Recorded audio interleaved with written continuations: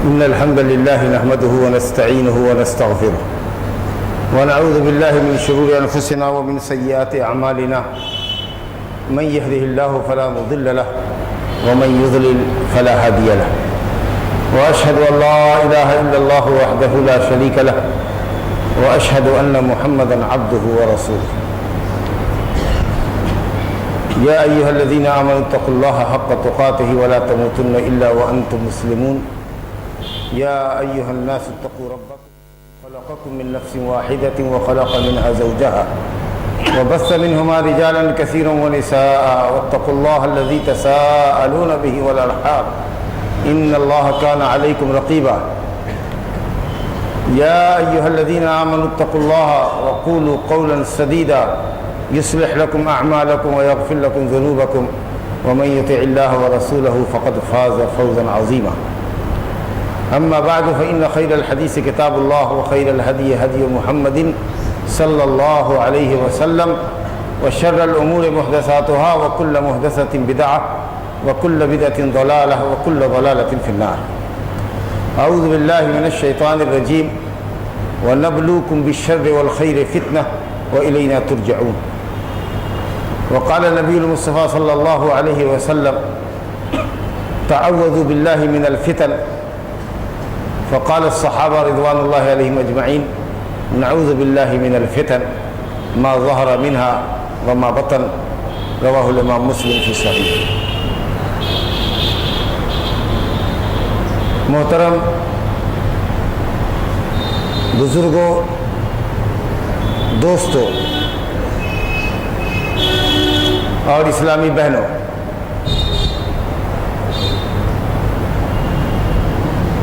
آج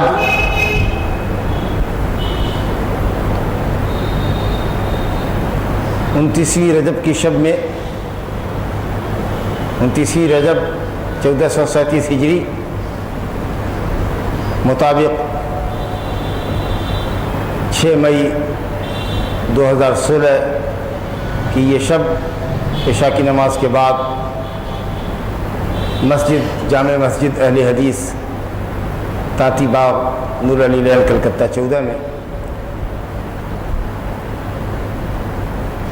شہری جمعیت اہل حدیث کلکتہ کے زیر اہتمام ایک دینی خطاب کے لیے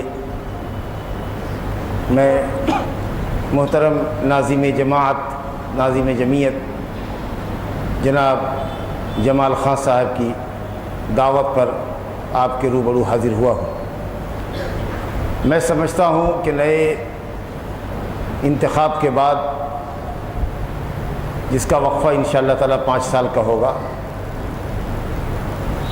نئے انتخاب کے بعد شہری جمعیت اہل حدیث کلکتہ کے زیر اہتمام یہ پہلی دعوتی اور اصلاحی مجلس ہے جو ماشاءاللہ مرکزی جامع مسجد اہل حدیث تاتی باغ میں منعقد ہو رہی ہے. اللہ رب العالمین اس مجلس کو بابرکت بنائے اور اس کے فیوز و برکات سے، اس کے فوائد و ثمرات سے ہم سب کو نوازے. آپ کو جیسا کہ معلوم کرایا جا چکا ہے کہ آج کے محاضرے کا عنوان، آج کے لیکچر کا ٹاپک انتہائی اہم اور حساس ہے کہ فتنے کے دور میں مسلمانوں کا موقف کیا ہونا چاہیے، مسلمانوں کا اسٹینڈ کیا ہونا چاہیے. بزرگوں اور دوستوں، اصل موضوع پر آنے سے پہلے 2-3 منٹ کی مختصر تمہید پیش کرتے ہیں تاکہ آپ کو اصل موضوع سے قریب کر سکیں. ہم آپ سبھی جانتے ہیں کہ اللہ رب العالمین نے مخلوقات پیدا فرمائی ہیں جن کی تعداد اللہ ہی کو معلوم ہے، لیکن اتنی بات مسلم ہے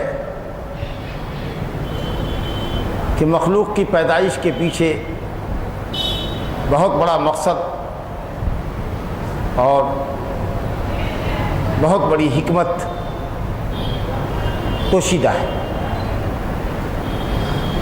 کس مخلوق کو پیدا کرنے کی کیا حکمت ہے یہ تو ہم نہیں بتا سکتے، نہیں کہہ سکتے، لیکن اتنا ہم سب بحیثیت مسلمان جانتے ہیں کہ مخلوقات کی پیدائش اللہ رب العالمین کے خالق، مالک اور مدبر کائنات ہونے کی دلیل ہے کہ اللہ ہی ان تمام مخلوقات کا خالق اور وہی ان کو روزی دے رہا ہے اور وہی تمام مخلوقات کی تدبیر فرما رہا ہے۔ اور ظاہر ہے کہ یہ اس کے علم، اس کی قدرت اور اس کی رحمت اور اس کی حکمت کی دلیلیں ہیں۔ اللہ تعالیٰ کی ربوبیت جو علم، قدرت، حکمت پر مشتمل ہے اور دیگر صفات پر، یہ ربوبیت اللہ کی، یہ اس کی خالقیت اس بات کی دلیل ہے کہ اللہ ہی تنہا اور اکیلا معبود حقیقی ہے۔ چنانچہ اللہ رب العالمین کے ایک اکیلا معبود ہونے کی دلیل یہ ہے کہ کوئی اللہ کے علاوہ کائنات میں دوسرا خالق ہے ہی نہیں۔ هل من خالق غیر اللہ یرزقکم من السماء والارض، اگر زمین میں، آسمان میں کوئی دوسرا خالق ہے اللہ کے علاوہ تو بجا طور پر تم اس کی پرستش کرو، لیکن جب اللہ کے علاوہ کوئی خالق نہیں ہے تو جو خالق ہے، جو مالک ہے، جو مدبر ہے، جو رازق ہے، وہی بندگی کے لائق ہے۔ سورہ نجم میں اللہ نے فرمایا ام خلقوا من غیر شیء ام هم الخالقون، ام خلقوا من غیر شیء ام هم الخالقون ام خلقوا السماوات والارض بل لا یوقنون، کیا یہ یوں ہی بغیر کسی سبب کے پیدا کر دیے گئے یا یہی پیدا کرنے والے ہیں؟ کیا انہوں نے ہی آسمان اور زمین کو پیدا کیا ہے؟ مشرکین سے سوال ہے۔ جواب نفی میں ہے کہ ساری مخلوقات کا کریٹر خالق اللہ سبحانہ و تعالی ہے۔ مقصد کہنے کا یہ ہے کہ جب خالق اللہ ہے تو معبود حقیقی بھی اللہ ہی۔ بہرحال اللہ کی ربوبیت، اللہ کی خالقیت، اس کا خالق، مالک، رازق، مدبر ہونا، یہ اس کے معبود حقیقی ہونے کی دلیل ہے۔ یہ عام مخلوقات کی پیدائش کے پیچھے جو مقصد سمجھ میں آتا ہے بنیادی طور پر وہ یہ ہے، اتنی بڑی کائنات کا ایک جز ہم ہیں انسان، اور اسی طریقے سے ایک بھاری بھرکم مخلوق ہے جن۔ ہماری اور آپ کی پیدائش کا بنیادی مقصد کیا ہے وہ اللہ رب العالمین نے واضح فرما دیا، وما خلقت الجن والانس الا لیعبدون۔ اللہ سبحانہ و تعالیٰ کی خالص بندگی ہماری آپ کی پیدائش کا مقصد ہے، اور اسی مقصد کو واضح کرنے کے لیے اور اللہ رب العالمین کی عبادت کا طریقہ متعین کرنے کے لیے، واضح کرنے کے لیے اللہ رب العالمین نے انبیاء اور رسول علیہ السلام کو مبعوث فرمایا۔ وَلَقَدْ بَعَثْنَا فِي كُلِّ أُمَّةٍ رَسُولًا أَنِ اعْبُدُوا اللَّهَ وَاجْتَنِبُوا الطَّاغُوتَ۔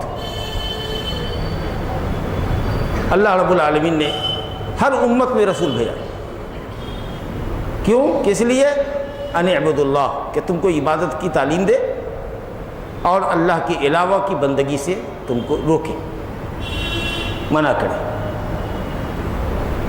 اور انبیاء اور رسول علیہ السلام کو بھیجنے کی دوسری غرض و غایت کیا ہے؟ مخلوق پر، انسان و جن پر اللہ کی حجت کو تمام کرنا، تاکہ کل قیامت کے دن کوئی یہ نہ کہے کہ ہمارے پاس کوئی رسول نہیں آیا تھا۔ ایک تو اللہ کی عبادت کا طریقہ واضح کریں، انبیاء اس لیے آئے کہ جس مقصد کے لیے انسان پیدا کیا گیا ہے، جن پیدا کیا گیا ہے، وہ مقصد کیسے ادا ہوگا، عبادت کیسے اللہ کی ادا ہوگی، کیا عبادتیں ہیں اور ان کو کس طرح انجام دیا جا سکتا ہے، بالکل واضح طریقہ بتانے کے لیے اللہ نے انبیاء اور رسول علیہ السلام کو بھیجا۔ اور دوسری غرض یہ ہے کہ مخلوق کی حجت تمام کرنے کے لیے، حجت قطع کرنے کے لیے، کہ کسی کو اللہ کے خلاف حجت نہ رہے، زبان کھولنے کا موقع نہ رہے کہ ہمارے پاس کوئی ڈرانے والا نہیں آیا تھا، بشارت دینے والا نہیں آیا تھا، جیسا کہ رب العالمین فرماتا ہے رسولا مبشرین ومنذرین لئلا یکون للناس علی اللہ حجت بعد الرسل۔ اللہ نے رسولوں کو بھیجا بشارت دینے والا بنا کر، جنت کی بشارت دینے والا بنا کر اور جہنم سے ڈرانے والا بنا کر، لئلا یکون للناس علی اللہ حجہ، تاکہ لوگوں کے لیے اللہ کے خلاف حجت نہ رہ جائے باقی، کس بات کی کہ ہمارے پاس کوئی ڈرانے والا اور بشارت دینے والا نہیں آیا تھا۔ بس ہم کو یہ چاہیے کہ ہم جس مقصد عظیم کے لیے پیدا کیے گئے ہیں، اللہ سبحانہ تعالیٰ کی خالص بندگی، اس مقصد کو پورا کریں، اور قرآن و سنت میں جو عبادت کے واضح طریقے بیان کیے گئے ہیں، ہم نبی صلی اللہ علیہ وسلم کے طریقے کے مطابق اللہ سبحانہ تعالیٰ کی بندگی ادا کریں، اور اللہ رب العالمین کی توحید کو پختہ اور خالص کریں، تاکہ ہم دنیا اور آخرت کی سعادتوں سے بہرہ ور ہو سکیں، آخرت میں جہنم سے نجات پا سکیں اور جنت کے مستحق ہو سکیں، جیسا کہ اللہ رب العالمین نے فرمایا من عمل صالحا من ذکر او انثى وهو مؤمن فلنحيينه حیاة طیبہ ولنجزینهم اجرهم باحسن ما كانوا يعملون، کہ کوئی بھی مومن مرد ہو یا عورت، اعمال صالحہ کے ثواب میں مرد عورت کے درمیان فرق نہیں رکھا اسلام نے، کوئی بھی مرد ہو یا عورت اللہ پر ایمان رکھتے ہوئے اگر عمل صالح کرتی ہے، رضا الہی کے لیے عمل کرتی ہے اور سنت کے مطابق، کوئی بھی مرد یا عورت اللہ پر ایمان رکھتے ہوئے، اللہ کی توحید پر یقین رکھتے ہوئے، اخلاص کے ساتھ بلا شرکت غیر، نبی صلی اللہ علیہ وسلم کی سنت کے مطابق اگر عمل صالح کرتی ہے، تو اللہ کہتا ہے کہ ہم ایسے مرد اور عورت کو انتہائی پاکیزہ زندگی عطا فرمائیں، انتہائی پاکیزہ زندگی دنیا میں، وَلَنَجْزِيَنَّهُمْ أَجْرَهُمْ بِأَحْسَنِ مَا كَانُوا يَعْمَلُونَ، اور ان کے عملوں کا بہترین بدلہ ان کے تصور سے بھی فضول تر، جس کو امیجنگ نہیں کر سکیں گے، جس کا تصور نہیں ہوگا، اللہ تعالیٰ ان کو بدلہ دے گا، یعنی آخرت میں۔ جب اتنی بات آپ نے سمجھ لیا تو اصل موضوع پر آپ کو لاتے ہیں، وہ یہ کہ اسی کے ساتھ ہم لوگوں کو یہ بھی سمجھنا چاہیے کہ اللہ کی مخلوقات میں اللہ کی کچھ سنت ہے، کچھ طریقہ ہے جو شروع سے جاری آ رہا ہے،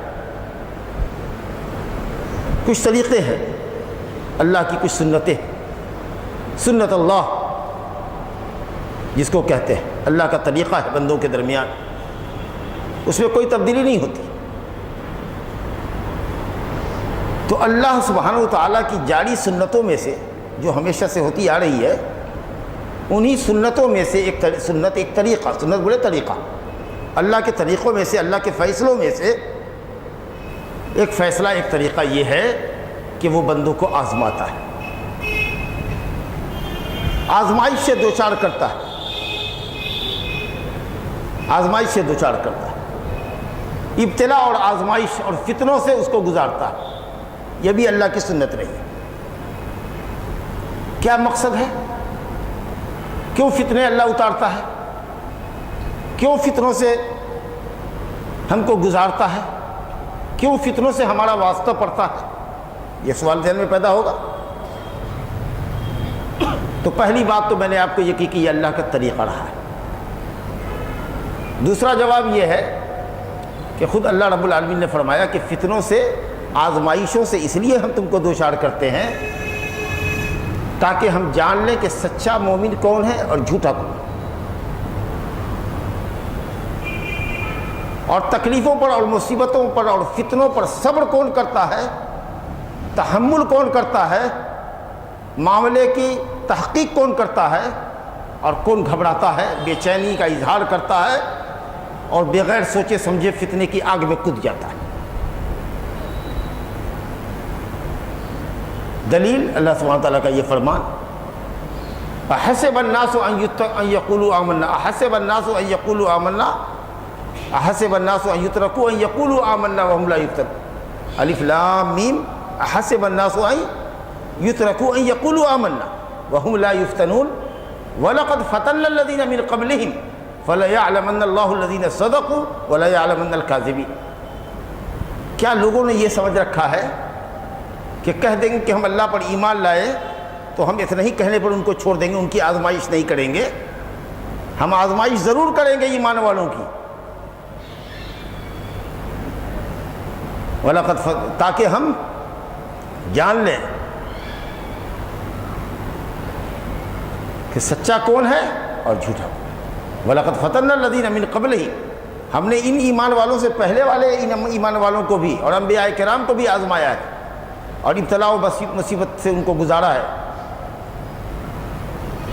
تاکہ ہم سمجھ لیں کہ سچا کون ہے اور جھوٹا کون ہے۔ سوال یہ ہے کہ کیا اللہ کو نہیں معلوم ہے کہ سچا کون ہے جھوٹا کون ہے؟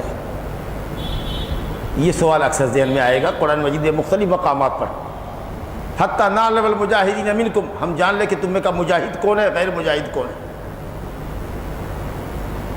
اللہ تعالیٰ پاکیزہ کو خبیث سے الگ کرنا چاہتا ہے۔ کیا مطلب ہے اس کا؟ اللہ تو جانتا ہی ہے، لیکن ثواب اور عقاب مرتب کب ہوگا؟ جب انسان عمل کر لے یا پرکھا جائے۔ اللہ تو جانتا ہے کہ کھڑا یہ بندہ اترے گا کہ نہیں اترے گا، لیکن جب آزمائش ہوگی، جب ہم کوئی عمل کریں گے تبھی نہ جزا سزا لکھا جائے گا۔ اللہ تعالیٰ تو سب جانتا ہے کہ کون جنت میں جائے گا کون جہنم میں جائے گا، لیکن اس نے اعمال ہم پر فرض کیے ہیں۔ یہ جب ہم عمل کرتے ہیں جنتی کا تو اس بات کا پروف ہوتا ہے کہ یہ نیکی کی راہ پر لگا ہوا ہے، اور جو گناہ کا عمل کرتا ہے اس کے لیے وہ پروف ہوتا ہے کہ یہ جہنم میں جانے والا ہے۔ تو جس بات کے اوپر ثواب یا عقاب مرتب ہوتا ہے وہ عمل کی بجا آوری کے بعد ہی ہوتا ہے۔ یہ مطلب ہے اس کا کہ ہم آزما کر کے اس بات کا ثبوت فراہم کرنا چاہتے ہیں کہ خود یہ انسان اپنے آپ میں فیصلہ کر لے کہ اللہ کی آزمائش میں یہ کھڑا اترا یا کھوٹا سکہ ثابت ہوا۔ یہ خود فیصلہ کر لے کہ اس کو ثواب ملنا چاہیے کہ عذاب ملنا چاہیے۔ وہ تو جان ہی رہا ہے، لیکن ثواب اور عقاب مرتب ہوتا ہے کب؟ جب انسان عمل کر لیتا ہے تب۔ یہی علماء تفسیر نے جواب دیا ہے کہ اللہ تعالیٰ آزمائش اس لیے کرنا چاہتا ہے تاکہ آزمائش کے بعد، آزمائشوں کی بھٹیوں میں گزارنے کے بعد پتہ چل جائے کہ کندن بن کے کون نکلا، خالص سونا کون تھا اور طلحہ کون تھا جو آگ میں پگھل گیا، فتنے کے اندر دین سے مرتد ہو گیا، صحیح ٹریک سے ہٹ گیا۔ اللہ ام حسبتم، دوسری آیت دیکھیے، ام حسبتم ان تدخلوا الجنة ولما يأتكم مثل الذين خلوا من قبلكم مستهم البأساء والضراء وزلزلوا حتى يقول الرسول والذين آمنوا معه متى نصر الله ألا إن نصر الله قريب۔ کیا تم یہ سمجھتے ہو کہ تم جنت میں یوں ہی چلے جاؤ گے اور اس آزمائشی دور سے تم کو گزرنا نہیں پڑے گا جس سے پہلے کے لوگ گزارے گئے؟ ان کو جسمانی تکلیفیں لاحق ہوئی، ان کو فقر و فاقہ اور تنگیوں سے گزرنا پڑا، یہاں تک کہ بلبلا کے وہ لوگ اپنے نبیوں کے پاس آتے تھے، کہتے تھے کہ اللہ کی مدد کب آئے گی، اب ہمارے لیے تکلیفوں کا برداشت کرنا ممکن نہیں ہے۔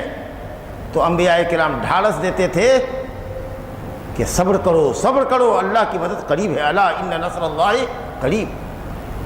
صحابہ کرام بھی نبی صلی اللہ علیہ وسلم کے پاس آئے شکایت کرنے کے لیے، مشرکین نے بہت زندگی دو بھر کر دی ہے، جینا محال کر دیا ہے، کہا ابھی گھبرا گئے، تم سے پہلے کے لوگوں کو آڑے سے چیر دیا جاتا تھا، لوہے کی نوکدار کنگھی سے ان کے سر پر اتنی زور سے کنگھی کی جاتی تھی کہ چمڑا گودا سب باہر آ جاتا تھا، صرف ہڈی رہ جاتی تھی، ہڈی میں بھی خراش آ جاتی رہتی تھی، اور تم ابھی گھبرا گئے، صبر کرو صبر کرو، ایک وقت آئے گا کہ اللہ اپنے دین کو غالب کر کے رکھے گا، اور ایسا امن ہوگا ایسا امن ہوگا، ایسی عافیت ہوگی کہ ایک آدمی یا ایک عورت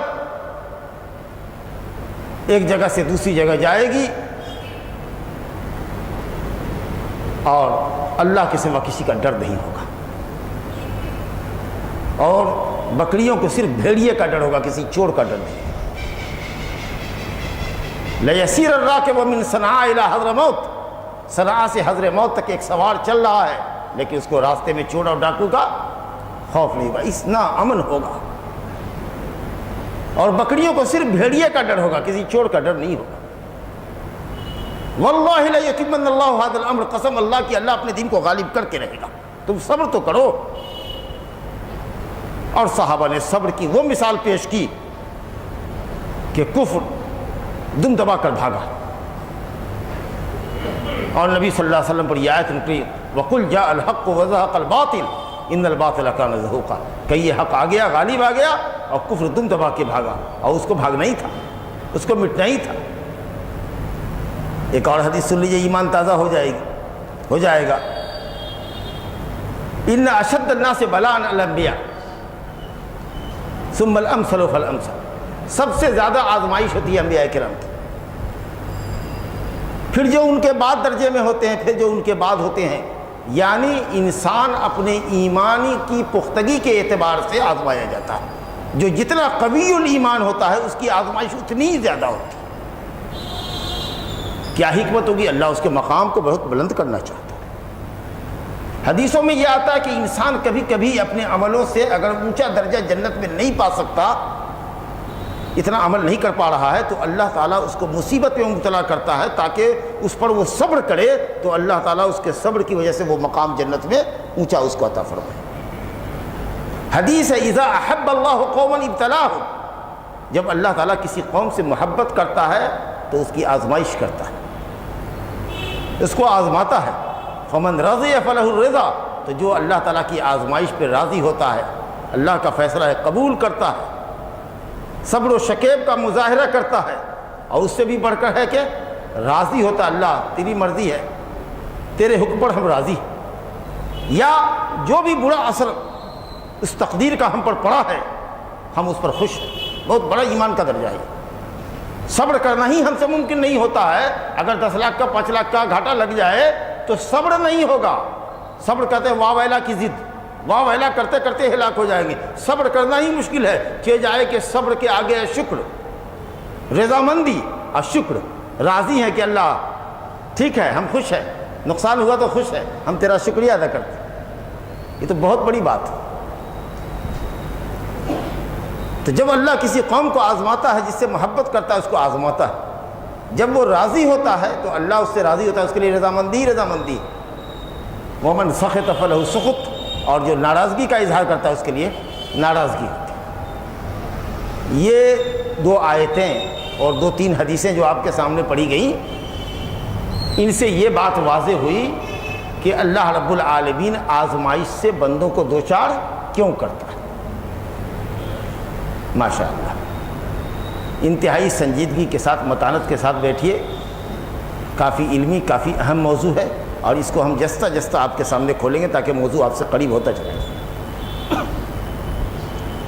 چلیے، آزمائش کی غرض و غایت تو سمجھ گئے۔ بندہ کیسے آزمایا جاتا ہے؟ آزمائش کی بہت سی شکلیں ہیں، وہ سب انشاءاللہ تعالیٰ آپ کی سمجھ میں آئے گی، کوئی نئی بات نہیں ہے، لیکن بس آپ کو سمجھانا ہے۔ آزمائش کی شکل یہ ہے کہ یہ خود یہ دنیا جس میں ہم لوگ جی رہے ہیں، یہ دنیا سراپا آزمائشی ہے، پرمشقت زندگی ہے۔ پیدائش کے وقت سے لے کر کے موت کے وقت تک مختلف ادوار میں، اب مختلف مراحل میں آدمی اپنی زندگی میں پریشانیوں سے گزرتا ہے، اور انسان کو مختلف حاجتیں ہیں، ضرورتیں ہیں، تو حاجتوں اور ضرورتوں کی تکمیل کے لیے اس کو مشقت برداشت کرنی پڑتی ہے۔ وَلَقَدْ خَلَقْنَا الْإِنسَانَ فِي كَبَدٍ، انسان کو ہم نے پیدا ہی کیا مشقت، پیدا ہوتا ہے تو مشقت، چلنا پھرنے لگتا ہے بچہ تو مشقت، چلتا ہے گرتا ہے، چلتا ہے گرتا ہے، ماں باپ کو تکلیف ہوتی ہے، دوڑ کے بچے کو اٹھا لیتا ہے، دانت نکلتا ہے تو تکلیف۔ جیسے جیسے بڑھتا ہے، ضروریات بڑھتی ہیں، اس طریقہ سے اس کی پریشانی بڑھتی ہے۔ تو جب اس دنیا میں آپ آئے ہیں، جو خیر و شر کی دنیا ہے اور ضرورتوں کی دنیا ہے، تو ان کی تکمیل کے لیے تو آپ کو محنت، مشقت اور پریشانی سے گزرنا پڑے گا۔ تو ایک تو آزمائش یہ ہوتی ہے۔ دوسری بات یہ کہ انسان کی ترکیب اور تخلیق اللہ نے اس اعتبار سے کی ہے کہ اس کے اندر کچھ ایسی طبیعتیں رکھی ہے، کچھ ایسا نفس رکھا ہے جو انسان کو برائی پر آمادہ کرتا ہے، گناہ کی طرف کھینچتا ہے۔ میری مراد ہے نفس امارہ سے، جو انسان کو برائی پر آمادہ کرتا ہے۔ یہ بھی نفس ہمارا، جو خود ہمارا نفس ہے، ہمارے لیے فتنہ کا باعث ہے کہ وہ برائی کی طرف ہم کو لے چلتا ہے، نماز کی طرف آنے سے روکتا ہے، اب برائی کی طرف، بے حیائی کے اڈوں پر لے جانے کے لیے ہم کو اکساتا ہے۔ کتنا بڑا فتنہ ہے ہمارا اپنا نفس۔ لیکن اس کے مقابلے میں ایک نفس ہے، نفس مطمئنہ، جو انسان کو خیر کی طرف آمادہ کرتا ہے، اور ایک تیسرا نفس ہے، نفس لوامہ، نفس لوامہ جو انسان پر ملامت کرتا ہے، یہ دونوں طرح کا ہوتا ہے۔ کبھی کبھی دیکھیے گا کہ انسان نے برائی کی، غلطی کی، تو تنہائی میں آیا، گھر میں بستر پر لیٹا، تو اس کا نفس اس کو ملامت کرتا ہے کہ میاں تم نے یہ کیا کیا؟ تو یہ نفس لوامہ ہوا، ملامت کرنے والا ہوا کس چیز پر؟ برائی پر۔ لیکن کچھ لوگوں کو یہ بھی دیکھیے گا کہ اگر نیکی کر کے آیا ہے، کچھ بھلائی کا کام کر کے آیا ہے، کسی کو مشورہ دے دیا اور اس کے مشورے پر عمل کر کے اس کو ماشاءاللہ اس کا کاروبار پھلا پھولا، یا چلو خیرات کے لیے انفاق فی سبیل اللہ کی اپیل کی گئی تو اس نے 10,000 روپیہ نکال کر کے دے دیا اللہ کے راستے میں۔ اب جب گیا بستر پر تنہائی میں سوچ رہا ہے تو اس کا نفس ملامت کر رہا ہے، بیوقوف تھے، کیوں اس کو بتایا، نیکی کی راہ بتایا، اچھے کاروبار کی راہ بتایا، دیکھو کروڑ پتی ہو گیا، اگر تم مشورہ نہیں دیے ہوتے تو جہاں کا تھا وہیں کا وہیں رہتا، کیا ضرورت تھی 10,000 روپیہ خرچہ کرنے کی؟ اتنے میں تم ہی اکیلے سخی تھے، فلانا تو اتنا بڑا مالدار ہے، اس کو تو 1,000 روپیہ نہیں توفیق ہوا، اب تم 10,000 دے کر آ گئے۔ تو اللہ کے راستے میں خرچ کر کے آیا ہے، اس کا نفس اس کو ملامت کر رہا ہے۔ تو کچھ لوگ سمجھتے ہیں کہ نفس لوامہ وہی ہے جو انسان کو برائی پر ملامت کرے، نہیں، نفس لوامہ دو طرح کا ہوتا ہے، وہ خیر کے ساتھ بھی ہے اور شر کے ساتھ بھی ہے۔ کبھی وہ برائی کے اوپر اس کی ملامت کرتا ہے، کبھی نیکی کے اوپر اس کو ملامت کرتا ہے، یہ دونوں طرف ہے۔ اور نفس امارہ صرف برائی کی طرف آمادہ کرتا ہے، اور نفس مطمئنہ صرف نیکی کی طرف آمادہ کرتا ہے۔ یا ایتھا النفس المطمئنہ ارجعی الی ربک راضیۃ مرضیہ، لوٹ اپنے رب کی طرف راضی ہو کر، اللہ تجھ سے راضی ہے، فادخلی فی عبادی وادخلی جنتی، چلی جا میری جنت۔ تو یہ جو ہمارا نفس ہے یہ ہم کو فتنے میں مبتلا کرتا ہے۔ کیسے کیسے فتنے میں ہم لوگ پڑتے ہیں وہ بتا رہے ہیں آپ کو۔ تیسرا ذریعہ جس سے ہم فتنے میں پڑتے ہیں شیطان ہے، جو آدم اور اس کی ذریت کا کھلا ہوا دشمن ہے۔ کیوں یہ دشمنی ہوئی آدم اور اس کی اولاد سے؟ یہ کہانی، یہ واقعہ آپ کو معلوم ہے۔ لیکن جب اللہ رب العالمین کے حکم سے سرتابی اس نے کی، حکم عدولی کی، تو اللہ نے کہا جا مردود تجھ پر قیامت تک میری لعنت ہے۔ وہ وجہ یہی تھی نا کہ حضرت آدم کو سجدہ کو نہیں کیا اس نے۔ اس کے بعد وہ کہتا ہے قال فبعزتک لأغوینہم اجمعین ثم لآتینہم من بین ایدیہم ومن خلفہم وعن ایمانہم وعن شمائلہم ولا تجد اکثرہم شاکرین۔ قال فبعزتک لأغوینہم اجمعین ثم لأقعدن لہم صراطک المستقیم ثم لآتینہم من بین ایدیہم ومن خلفہم وعن ایمانہم وعن شمائلہم ولا تجد اکثرہم شاکرین۔ اللہ سے کہہ رہا ہے اللہ تیری عزت کی قسم، اس وجہ سے کہ آدم کی وجہ سے ہماری یہ درگت ہوئی ہے، ہم ان کی پوری نسل کو برباد کر دیں گے، گمراہ کر دیں گے۔ ہم سیدھے راستے میں، نیکی کے راستے میں بیٹھیں گے اس کو گمراہ کرنے کے لیے۔ جو راستہ نیکی کی طرف جا رہا ہوگا ہم اس میں گھات لگا کے بیٹھیں گے کہ ان کو کیسے اس راستے سے پھیر دیں۔ آگے سے آئیں گے، پیچھے سے آئیں گے، دائیں سے آئیں گے، بائیں سے آئیں گے، اس کو گمراہ کرنے میں کوئی کسر نہ چھوڑیں گے۔ اور تو دیکھے گا کہ یہ آدم کی اکثر اولاد تیری شکر گزار نہیں رہ پائے گی، کامیاب ہے وہ اپنے مقصد میں۔ کتنا چالاک ہے، برائی کو کتنا حسین بنا کے پیش کرتا ہے، بدعت کو کتنا مزین کر کے پیش کرتا ہے۔ ارے جس رات میں نبی صلی اللہ علیہ وسلم کو معراج ہوا، سوچو جو کسی نبی کو نہیں ہوا وہ کیا شب قدر سے کم ہے؟ اس میں عبادت نہیں کرو گے، چراغ نہیں جلاؤ گے، بجلی جلاؤ، بجلی۔ نبی صلی اللہ علیہ وسلم بڑاق پر چڑھے تھے تو تم بجلی جلاؤ، برقی قمقمے جلاؤ۔ کتنا حسین جال پھینکتا ہے شیطان، جاہل عوام کو مولوی پٹی پڑھا دیتا ہے، سمجھ جاتا ہے، ایک دم لاجیکلی بات کر رہا ہے۔ یہ سوچنے کا موقع نہیں دیتا کہ نبی صلی اللہ علیہ وسلم کو اللہ نے اتنی عزت دی اس رات میں، تو انہوں نے کیا کیا؟ اس کے شکریہ میں انہوں نے کیا کیا؟ کیا چراغاں کیا؟ کوئی جلسہ کیا؟ ایکسٹرا تہجد پڑھا؟ روزہ دن میں رکھا؟ کچھ تو نہیں کیا۔ جو تحفہ لے کر آئے نماز کا، اس سے رغبت نہیں، اس سے تو سخت چڑ ہے اس کو۔ نماز پڑھنے جائے گا تو روک دے گا، ارے بیٹھو بعد میں پڑھ لو گے۔ لیکن اس رات میں چراغا کرنے کے لیے بدعت کا کام ہے، ایک دم جوش دلاوے گا کہ ایک دم تمہارے محلے میں ایسا چراغا ہونا چاہیے کہ ایسی بجلی کے بلب کبھی نہیں چمکے ہو۔ یہ دیکھیے کتنا حسین جال پھینکتا ہے۔ اور پھر وہ ہے بھی کیسا، وہ ہم کو دیکھتا ہے، وہ اور اس کا لشکر ہم کو دیکھتا ہے لیکن ہم نہیں دیکھتے ہیں۔ اللہ اکبر، اللہ تعالیٰ نے باخبر کر دیا، یا بنی آدم لا یفتننکم الشیطان کما اخرج ابویکم من الجنۃ ینزع عنہما لباسہما لیریہما سوآتہما انہ یراکم هو وقبیلہ من حیث لا ترونہم۔ اے آدم کے بیٹو، کیئرفل رہنا، شیطان تم کو فتنے میں نہ ڈالے جیسا کہ اسے تمہارے ماں باپ کو فتنے میں ڈال دیا۔ ایسی پٹی پڑھائی کہ جس درخت کے قریب پھٹکنے سے اللہ نے منع کیا تھا اس کا پھل کھلوا کے چھوڑا، سب کو دونوں کو ننگا کر دیا، تم کو بھی ننگا کر کے چھوڑے گا۔ خاص کر کے وہ اور اس کا لشکر تمہیں دیکھتا ہے اور تم نہیں دیکھتے ہو۔ آدمی جب دشمن کو دیکھتا ہے تو اسے بچنے کی تدبیر کرتا ہے، جب دشمن نظر ہی نہ آئے تو اسے بچنے کی تدبیر کیا ہوگی؟ تو یہ ایک تیسرا فتنہ ہوتا ہے، اس ذریعے سے فتنہ آتا ہے۔ چوتھا فتنہ کیا ہوتا ہے؟ خواہشات نفس کا۔ نفس کی بری خواہش ہے ہماری، اس کے پیچھے آدمی دوڑ رہا ہے، قرآن اور حدیث کو اپنے نفس کے تابع کرتا ہے، اتباع الہوی والشیطان، شریعت کی دلیلوں کو اپنے نفس کے تابع کر دیتا ہے، جو سمجھ میں آ رہا ہے اس کو کہ یہی سچ ہے، آیات اور احادیث کی تعویل کر کے توڑ مروڑ کر کے ڈال دیتا ہے اس کے پیچھے۔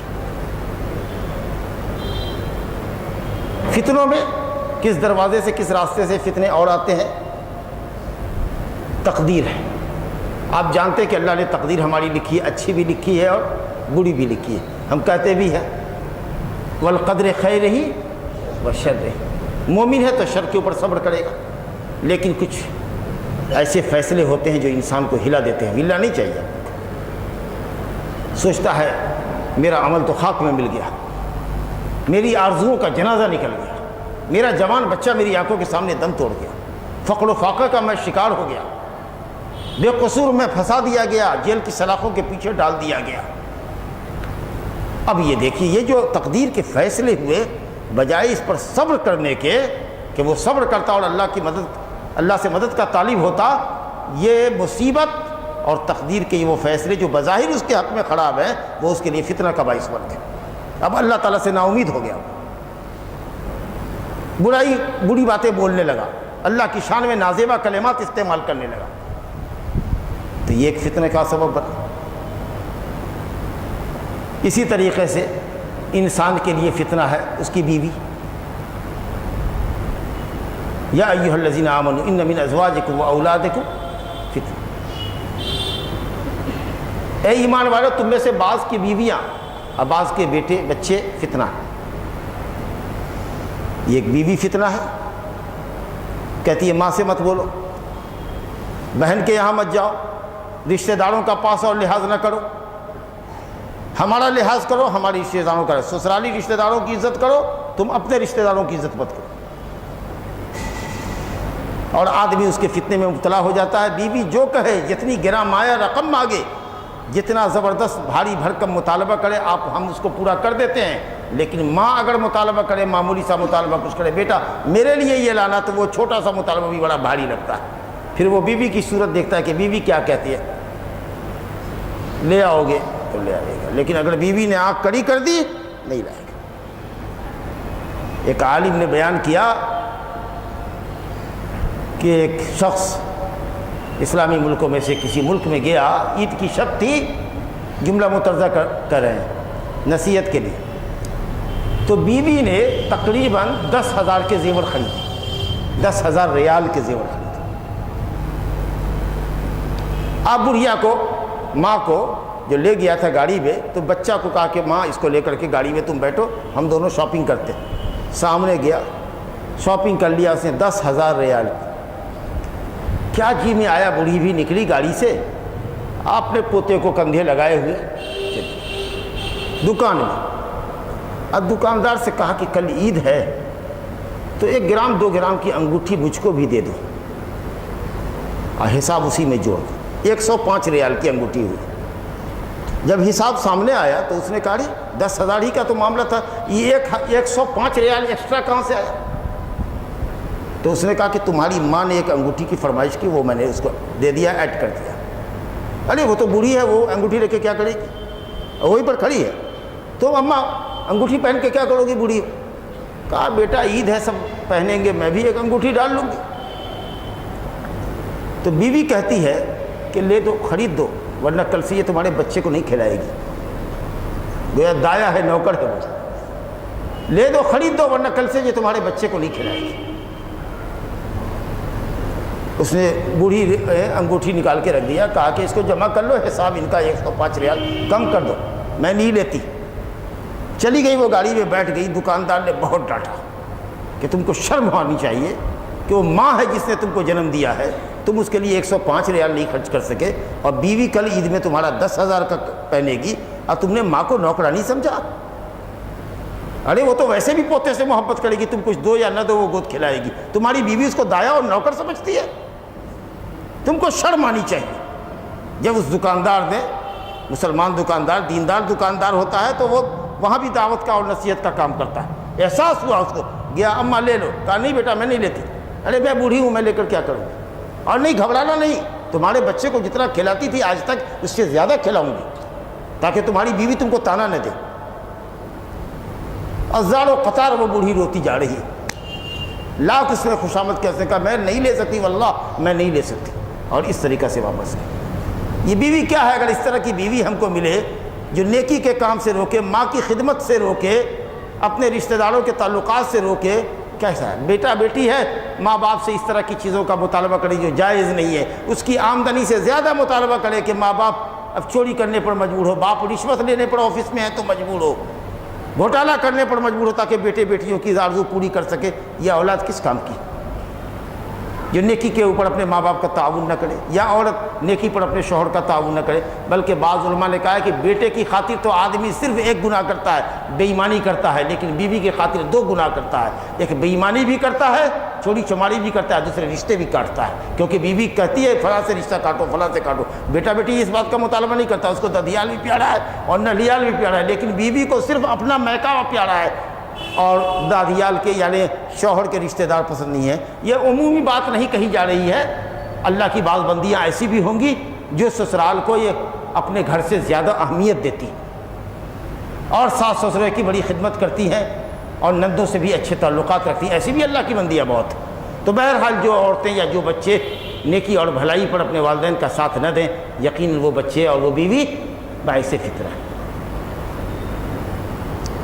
اور بھی فتنے کئی راستوں سے آتے ہیں۔ مال کا فتنہ ہے، مال سب سے بڑا فتنہ بن گیا ہے۔ مال، عزت، کرسی، اقتدار ملے۔ اگر کسی کے اندر مال کی حرص پیدا ہو جائے اور کرسی کی لالچ پیدا ہو جائے تو وہ اس قدر غلط کام کرتا ہے اور دین کے خلاف اس قدر اس کی ایکٹیویٹی ہوتی ہے کہ جتنا شاید 2 بھوکے بھیڑیے جو بکریوں کے ریوڑ میں چھوڑ دیے جائیں وہ اتنا نقصان بکریوں کو نہیں پہنچاتے جتنا مال اور جاہ کی لالچ انسان کے دین کو بگاڑتی۔ حدیث ما ذئبان جائعان ارسلا فی ذریبۃ غنم بافسد له من حرص المرء علی المال والشرف لدینہ۔ کہا 2 بھوکے بھیڑیے اگر بکریوں کے ریوڑ میں چھوڑ دیے جائیں تو وہ کتنا چیر پھاڑ مچائیں گے، کتنا نقصان پہنچائیں گے۔ اس سے زیادہ نقصان انسان کو پہنچاتا ہے، انسان کے دین کو پہنچاتا ہے مال کی لالچ اور کرسی کی لالچ۔ یہ بھی بہت بڑا فتنہ ہے۔ سب کا شریعت میں سولوشن ہے، مگر اور تمام فتنوں کے مقابلے میں سب سے بڑا فتنہ جو ہم کہنا چاہتے ہیں وہ یہ ہے کہ انسان کے دین میں فتنہ پیدا کر دیا جائے، گمراہ کن خواہشات کو پھیلا دیا جائے لوگوں کے اندر، دعات باطل کی طرف بلانے والے، اسلام کے خلاف دشمنی رکھنے والے لوگ غیر اسلامی نظریے کو، مخالف اسلام نظریے کو پروپیگنڈے کے ذریعے مسلمانوں کے درمیان عام کر دیں، جن کو کہا گیا دعات علی ابواب جہنم، جہنم کے دروازے پر کھڑے ہو کر پکارنے والے لوگ ہوں گے کہ اسلام کے عقیدے سے، اسلام کے منہج سے، قرآن و سنت کے پیٹرن سے ہٹا کر کے تم کو باطل کی راہ پر لگا دے، خارجیت کی راہ پر لگا دے، رافضیت کی راہ پر لگا دے، صوفیت کی راہ پہ لگا دے، حزبیت کی راہ پہ لگا دے، بدعت کی راہ پہ لگا دے، غیر اللہ پرستی کی راہ پہ لگا دے۔ یہ بہت بڑا فتنہ ہوتا ہے. اسے نبی صلی اللہ علیہ وسلم بطور خاص دعا فرماتے تھے اللہم لا تجل مصیبتنا فی دیننا، دین میں اللہ مصیبت نہ دے. یہ سب سے بڑا فتنہ ہوتا ہے.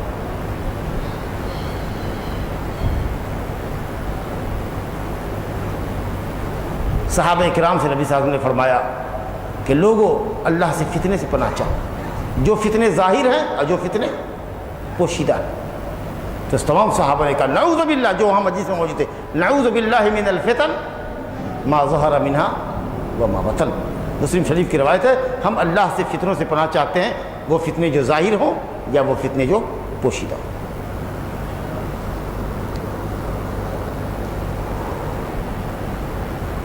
تیسرا صفحہ، یہاں سے پیج چینج کرتے ہیں، پیراگراف چینج کرتے ہیں. اللہ رب العالمین کی رحمت ہے کہ اس نے ہمارے درمیان ایک ایسا برگزیدہ رسول بھیجا جو امت کے لیے نہایت شفیق اور مہربان تھا، جو دین کے معاملے میں اپنی خواہش نفس سے کچھ بولتا نہیں تھا. وما ينطق عن الهوى ان هو الا وحی یوحى، وحی الہی کا پابند تھا. وہ نبی جس کے اوپر ہماری تکلیف خود ہمارے مقابلے میں اس پر زیادہ مشکل گزرتی تھی. وہ نبی جس نے ہر بھلائی سے اپنی امت کو آگاہ کیا تاکہ بھلائی پر عمل کرے اور ہر شر سے اور ہر برائی سے بچنے کی تلقین فرمائی.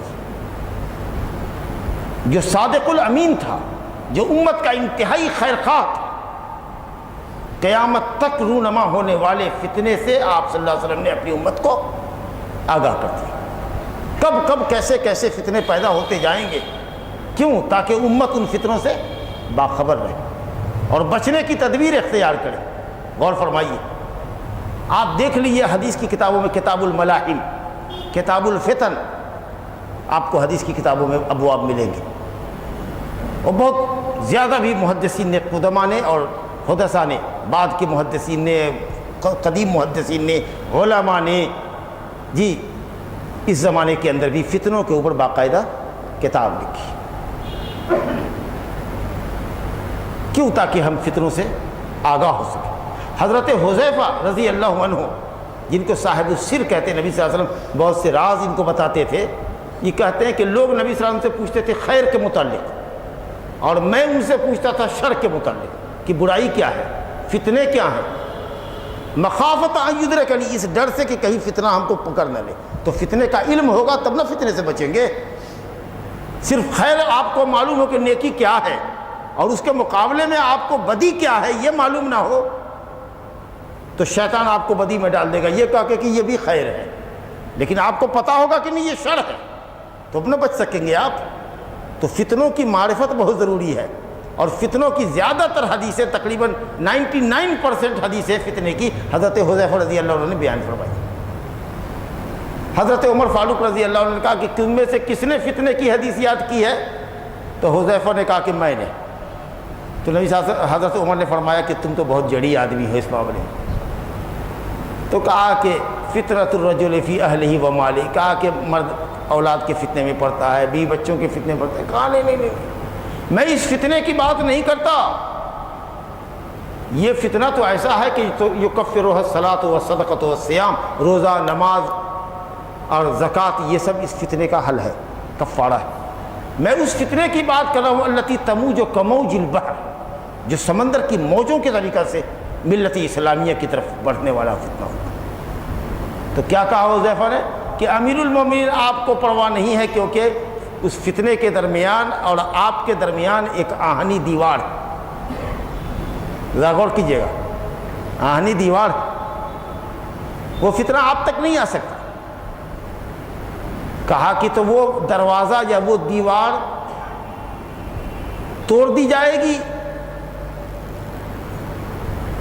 یا کھول دی جائے گی، یکسر ام یفتح. کہا یکسر، توڑ دی جائے گی، وہ دیوار توڑ دی جائے گی اور اس کے بعد فتنہ امت میں در آئے گا. تو کسی نے پوچھا حذیفہ کے شاگردوں میں سے، سب کو ہمت نہیں ہوتی تھی کہ استاد سے پوچھے، تو خاص شاگرد کو پکڑا کہ ذرا استاد سے پوچھو نا کہ کیا حضرت عمر جانتے تھے کہ وہ دیوار کون ہے؟ تو پوچھا، کہا کہ حضرت عمر یوں جانتے تھے جیسے کوئی جانتا ہو کہ کل کا دن آنے سے پہلے آج کی رات گزارنا ہوگا، جیسے یہ یقینی ہے ویسے وہ جانتے تھے، یعنی خود ان کی موت۔ اور وہ دیوار توڑ دی گئی کہ جب نماز پڑھا رہے تھے تو ایک مجوسی نے ابو لولو نے جو خنجر مارا، جس کی وجہ سے موت ہوئی، شہادت کا درجہ ملا۔ اور ان کی وفات کے بعد سے ملت کے اندر انتشار پیدا ہوا۔ میں آپ کو پھر بعد میں ذکر کروں گا۔ میں نے بتایا کہ فتنے کیسے ہوں گے، تموج و کموج البحر، جیسے سمندر میں موج ہوتی ہے، طغیانی ہوتی ہے، جوار بھاٹا ہوتا ہے، اس طرح کا فتنہ ہوگا۔ اسی طریقہ سے رسول گرامی صلی اللہ علیہ وسلم نے فرمایا کہ فتنے کے آنے سے پہلے عمل کر لو، بادروا بالاعمال فتنا کقطع اللیل المظلم۔ رات تاریک دیکھتے ہو، تاریک رات میں جیسے جیسے رات گزرتی ہے ویسے ویسے اس کی سیاہی اور گہری ہوتی جاتی ہے۔ تو فتنے ایک کے بعد ایک سنگین آتے جائیں گے۔ بعض روایتوں میں یہ ہے کہ فتنہ ایک فتنہ دوسرے فتنے کو ہلکا کر دے گا۔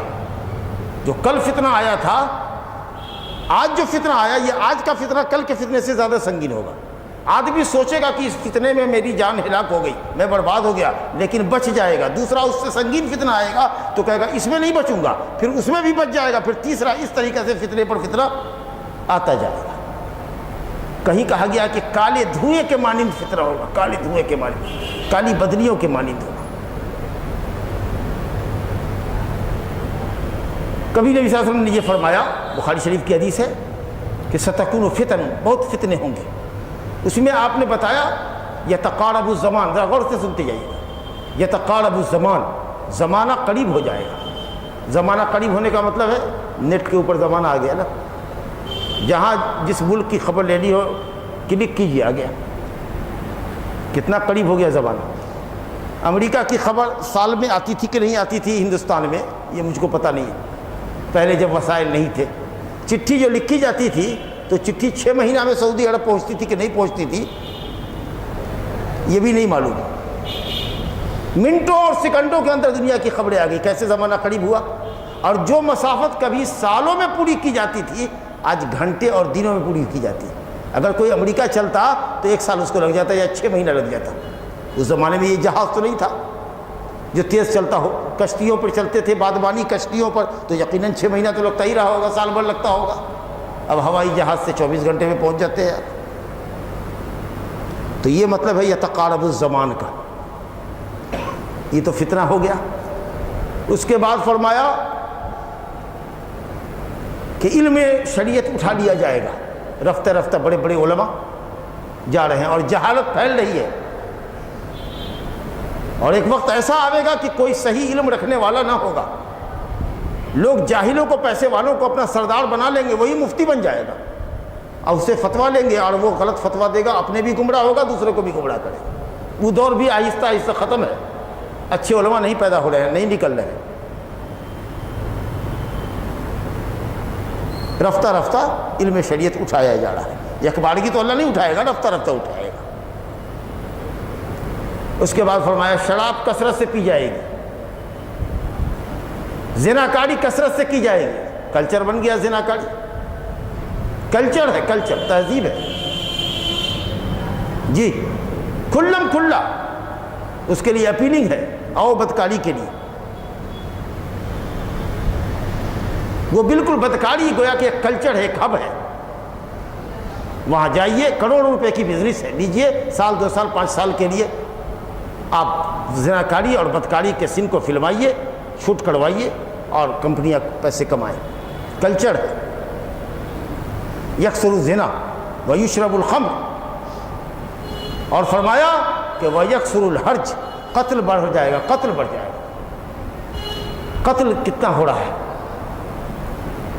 صحابہ نے کبھی یہ کہا کہ کیا قتل ہو جائے گا، مطلب غیر مسلم ہم کو ماریں گے؟ کہا نہیں، یقتل بعضکم بعضا، تم میں کا بعض کو مارے گا۔ جو کہتا ہے کہ ہم مسلمان ہیں، جو کہتا ہے کہ ہم خلافت اسلامیہ قائم کرنے والے لوگ ہیں، وہ بے قصور مردوں کو، عورتوں کو مار رہے ہیں۔ گئے تھے یہ کہنے کے لیے کہ ہم شام کی ظالم حکومت کا خاتمہ کریں گے، گئے تھے یہ کہنے کے لیے کہ وہاں کے ظالم شیعوں کو خاتمہ کریں گے جو اہل سنت کو مار رہے ہیں. گئے وہاں تو شیعوں کو کم مار رہے ہیں, سنیوں کو زیادہ مار رہے ہیں. اور ایسا پرفریب نعرہ دیا خلافت اسلامیہ کا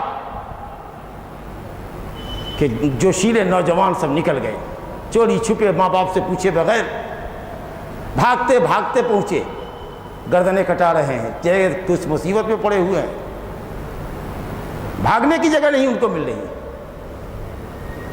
پہچاننے میں دیری کی لیکن علماء نے پہچانا. جیسے ہی یہ فتنہ پیدا ہوا علماء نے کہا یہ خوارج ہے. فتنے کو پہچانتے ہیں علماء. حضرت حسن بصری رضی اللہ رحمۃ اللہ علیہ نے فرمایا کہ فتنے کی مثال اس بوڑھی عورت کی طریقہ سے ہے جو غازہ لگا کر کے, پاؤڈر لگا کر کے, آنکھ میں کاجل بندی لگا کر کے جوان دکھے تو بے وقوف آدمی دیکھے گا بڑھیا کو جو بال کالا کیے ہوئی ہے اور خوب فیشیل کرائے ہوئی ہے, کریم کرائے ہوئی ہے, اچھا لباس پوشاک پہنے ہوئی ہے, تو جاہل دیکھ کے کہے گا ہے جوان. لیکن جو تجربہ کار آدمی ہوگا, علم والا ہوگا, دیکھنے کے بعد کہے گا کہ یہ سب آرٹیفیشیل حسن ہے, یہ جوان نہیں, یہ تو بڑھیا ہے. اللہ اکبر. حضرت حسن بصری کے اس قول کو سمجھو. کہا کہ جب فتنہ آتا ہے تو علماء دیکھتے ہی اس کو پہچان جاتے ہیں, لیکن جب فتنہ اپنی فتنہ سامانیوں کے ساتھ, ہلاکت خیزیوں کے ساتھ جب گزر جاتا ہے تب جہلا کو پتہ چلتا ہے کہ او یہ تو فتنہ تھا. جیسے تجربہ کار آدمی بوڑھی عورت کو جو میک اپ کر کے آئی ہو پہچانتا, دیکھتے پہچان جاتا ہے کہ یہ اولڈ ایج ہے, لیکن نہ جاننے والے جاہل سمجھتے ہیں کہ چونکہ لک ینگ ہے اس لیے ینگ ہوگی, لیکن سمجھنے والے سمجھتے ہیں کہ یہ بوڑھی ہوگی. کتنی پتے کی بات کہی, یہ عالموں کی بات ہوتی ہے. عالموں نے پہچانا کہ یہ خوارج کا فتنہ ہے, لیکن نوجوان گئے جی کیا مولوی سب ایسا بولتے, حکومت کے مولوی ہیں یہ لوگ. بڑے بڑے علماء کو کہا یہ حکومت کے مولوی ہیں جی. تو یہ سب فتنے پیدا ہوئے. اسی طریقے سے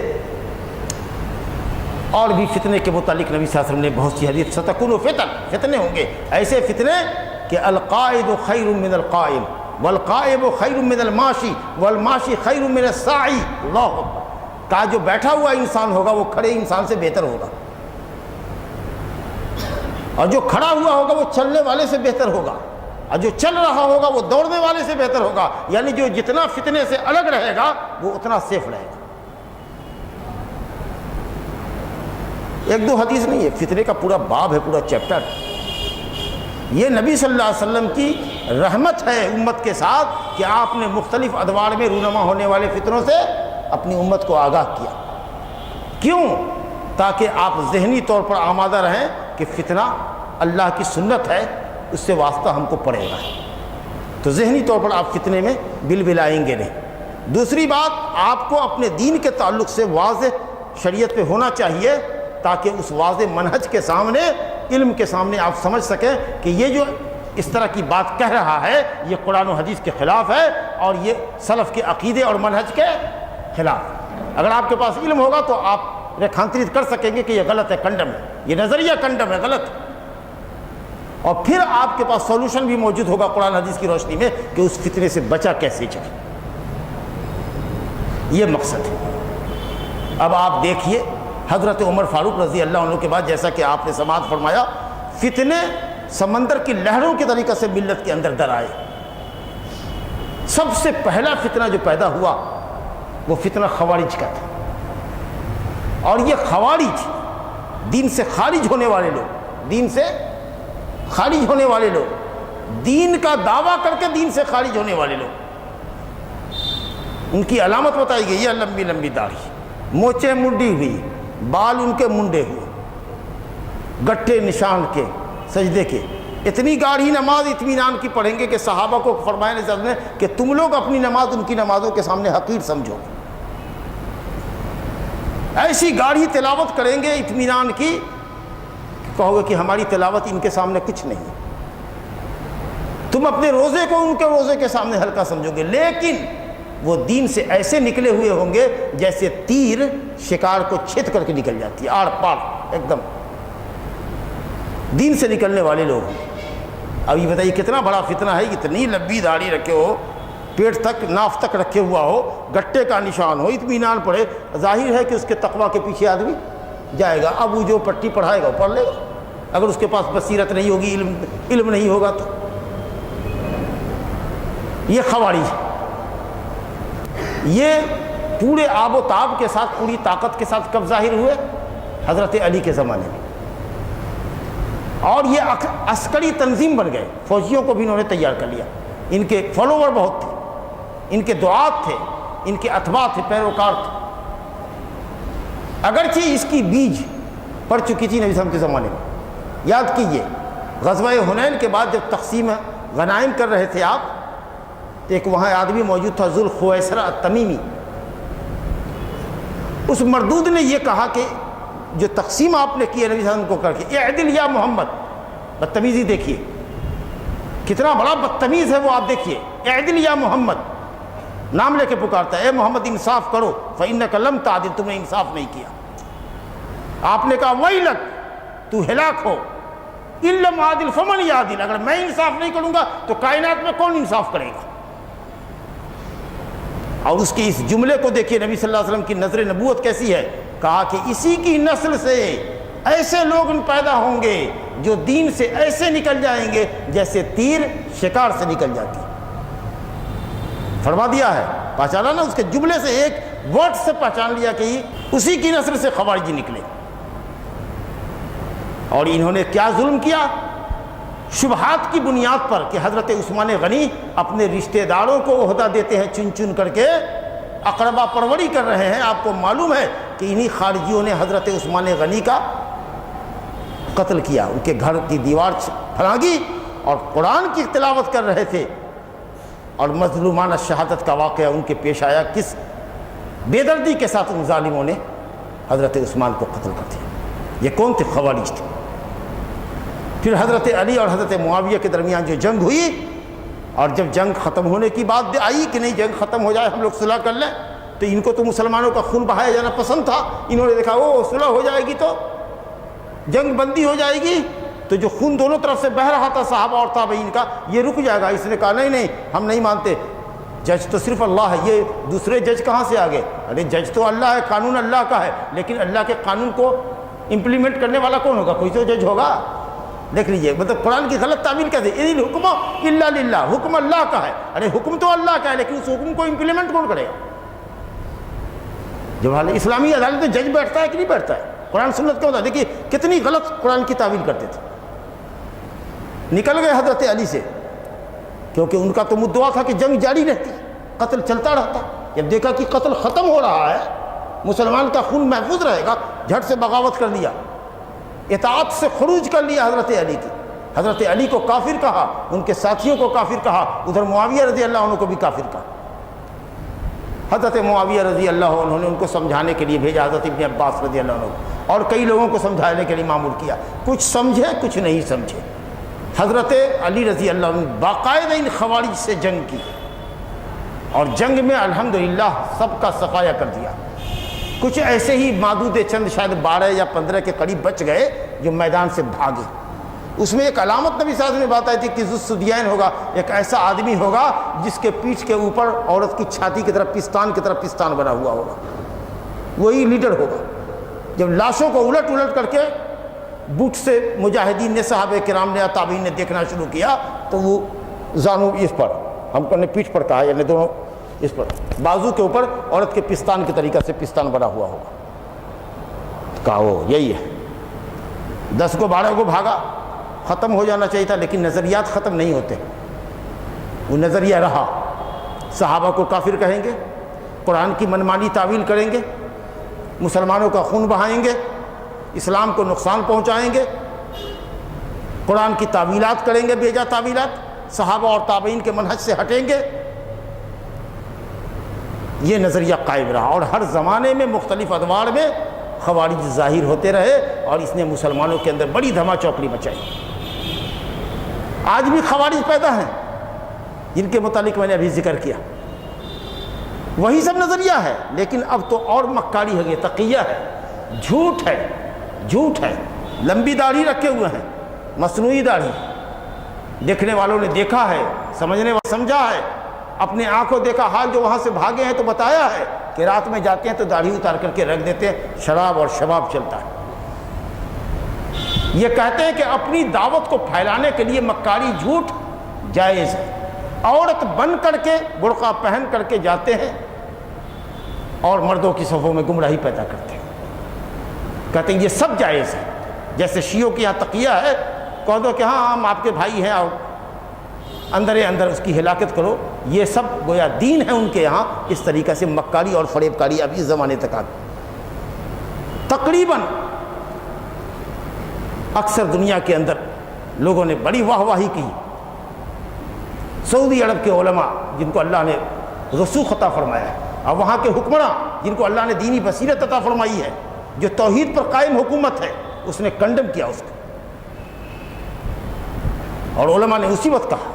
لیکن بعض جو شولیے مولویوں نے تقریر کر کر کے کچھ نوجوانوں کو بڑھگلایا، اور کچھ سعودی نوجوان بھی وہاں چلے گئے۔ آج اس کے خلاف جو آپریشن ہے اس میں سب سے زیادہ آگے سعودی عرب داعش کے خلاف۔ بلاد حرمین محفوظ رہا اب تک، لیکن وہاں بھی انہوں نے پنجہ گاڑنے کی ہر ممکن کوشش کی ہے، اور اس کے پیچھے اسلام دشمن طاقتیں ہیں، چاہے وہ یہودی ہوں چاہے وہ شیعہ۔ کتنا بڑا فتنہ ہے۔ اس کے مقابلے میں پیرلل جو وجود آیا دوسرا، وہ آیا رافضیوں کا، روافض کا، شیعوں کا۔ یہ حضرت علی اور آل بیت کی محبت کے نام پر ظاہر ہوئے تھے، رفتہ رفتہ رفتہ رفتہ رفتہ جب آگے بڑھے تو بعض اہل بیت کو انہوں نے معبود تک کہہ دیا، حضرت علی کو الہ کہہ دیا، معلوم ہے آپ کو۔ اور انہوں نے اپنے ائمہ کو، 12 امام ہیں ان کے ہاں، اثنا عشریہ فرقہ جو کہلاتا ہے، 12 ائمہ کو انہوں نے معصوم گردانا، معصوم، اور ان کے عقائد ہیں انتہائی گمراہ کن عقائد۔ اور میں آپ کو کہہ دوں کہ شروع سے لے کر آج تک جتنی شرک و بدعت پیدا ہوئی اس سب کے موجد شیعہ۔ اور اسی لیے دیکھیے گا کہ قبر پرستوں کا سیدھا رشتہ ہے شیعوں سے، اور لوگوں کو گمراہ کیا آل بیت کی محبت کے نام پر۔ نبی صلی اللہ علیہ وسلم کی آل اولاد سے کس کو محبت نہیں ہوگی؟ اس محبت کا غلط فائدہ اٹھایا، لوگوں کو اپنے جال میں پھنسایا۔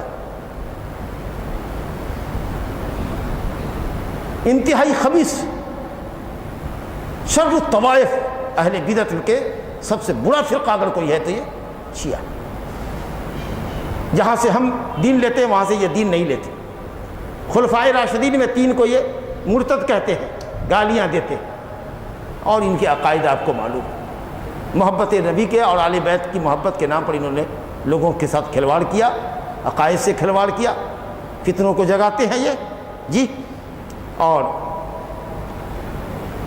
انہوں نے بہت شر انگیزی کی، اور کیوں نہ کرتے، کیونکہ اصلاً یہ عبداللہ بن سبا یہودی کی اولاد ہے، جو یہودی تھا، منافق تھا، اسلام کو اور مسلمانوں کو نقصان پہنچانے کے لیے اس نے یہ چولا پہنا تھا۔ چلیے آگے بڑھیے۔ فتنے آئے معتزلہ کے، جہمیہ کے، انہوں نے اللہ تعالیٰ کے صفات کا انکار کر دیا۔